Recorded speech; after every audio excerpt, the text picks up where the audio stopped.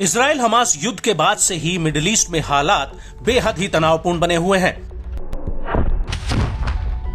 लाल सागर में हूती की दादागिरी कम होने का नाम नहीं ले रही।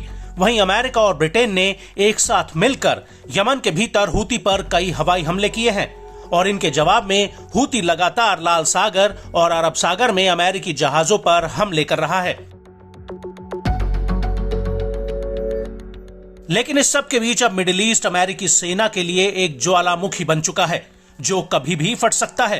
दरअसल जॉर्डन में आधी रात के दौरान अमेरिकी सैनिकों की एक चौकी पर एक बड़ा ड्रोन हमला हुआ है जिसमें अमेरिका के 3 सैनिक मारे गए हैं जबकि 30 से ज्यादा सैनिक गंभीर रूप से घायल हुए हैं। बताया जा रहा है कि जिस जगह पर यह हमला हुआ है वो सीरिया के बॉर्डर से बेहद ही करीब है। हालांकि कुछ मीडिया रिपोर्ट्स में जॉर्डन सरकार के प्रवक्ता के हवाले से कहा गया है कि जहां पर यह हमला हुआ है वो जॉर्डन की सीमा से बाहर था।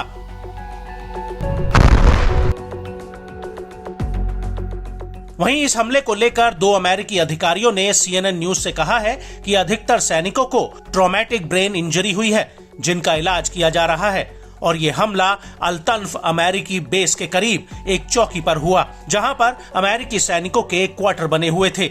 इस सैन्य चौकी को टावर 22 के नाम से जाना जाता है जो सीरिया बॉर्डर के बेहद ही करीब है। हालांकि अभी इस बात की पुष्टि नहीं हुई है कि क्या अमेरिकी एयर डिफेंस सिस्टम इस ड्रोन हमले को इंटरसेप्ट करने में नाकाम रहा है। और बड़ी बात यह है कि जिन अमेरिकी सैनिकों पर यह हमला हुआ है वो सैनिक जॉर्डन के साथ मिशन एडवाइस और असिस्ट के तहत वहां ठहरे हुए थे।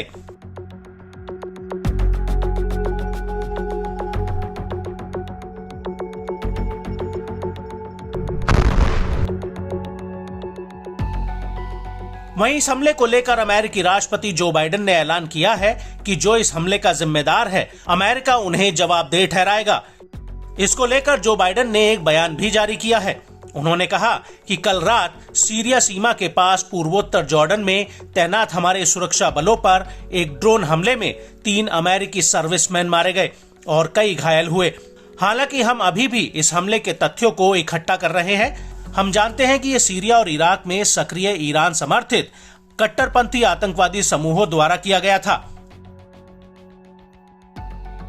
आपको बता दें कि अमेरिका ने इस हमले के पीछे ईरान समर्थित आतंकी संगठनों का हाथ बताया है। लेकिन बड़ी बात यह है कि गाजा युद्ध शुरू होने के बाद यह पहला ऐसा मामला है जिसमें किसी अमेरिकी सैनिक की जान गई हो। अमेरिका के मुताबिक अभी तक इराक और सीरिया में अमेरिका की गठबंधन वाली सेना पर 158 से ज्यादा बार हमले हो चुके हैं। हालांकि इनमें से अधिकतर हमलों में अमेरिकी सेना को कोई गंभीर नुकसान नहीं हुआ था, लेकिन जॉर्डन ड्रोन अटैक अमेरिकी सेना के लिए अभी तक का सबसे बड़ा झटका है।